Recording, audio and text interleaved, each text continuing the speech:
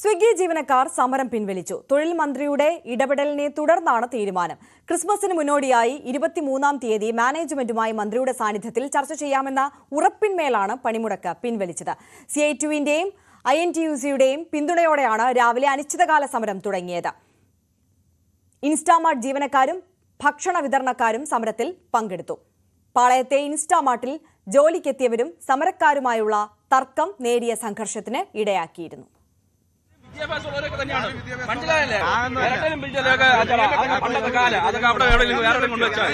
ടിപ്പല്ല kilometre ഉൾപ്പെടെയുള്ള എല്ലാ കാര്യങ്ങളും ഉടായ്പാണ് സ്വിഗ്ഗി കാണിക്കുന്നത്. എന്തായാലും റെഡ് കാർഡ് മാറാതെ ഈ സമരം പിൻവലിക്കുകയല്ല, അനിശ്ചിതകാല സമരം. വേതന വർധനവ് സ്വിഗ്ഗി മാനേജ്മെന്റ് തൊഴിലാളികളുമായിട്ട് ചർച്ചയ്ക്ക് വരുന്നത് വരെ സമരം തുടരും. നിനക്ക് കൂടി വേണ്ടിയിട്ടാണ് സംസാരിക്കുന്നത്, മനസ്സിലായ? നിനക്ക് കൂടി വേണ്ടിയിട്ടാണ്, നിനക്ക് കൂടി ഞങ്ങൾക്ക് ജോലി കളഞ്ഞിട്ട് സമരം ചെയ്യണത്. എന്താ ജോലി കളഞ്ഞിട്ട് സമരം? ഞങ്ങൾ ജോലി കളഞ്ഞിട്ട് ഈ പുള്ളി പൈസ മേടിച്ചുകൊണ്ട് എന്റെ ID ബ്ലോക്ക് ചെയ്ത വ്യക്തിയാണ് ഈ പുള്ളി, മനസ്സിലായില്ലേ?